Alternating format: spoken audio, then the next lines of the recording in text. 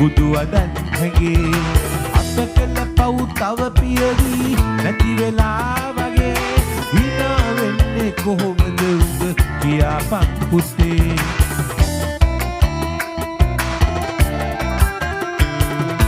හිරු දෙවියෝ තරහ වෙලා තාම ආවේ නෑ පුලි වැඩ කරන අපට වැඩට යන්න බෑ මන්දිරවල වරුසාවට බිම දෙමින්නේ නෑ මගේ පුතා බඩගිනි දැනු නට අඬන්නේ නෑ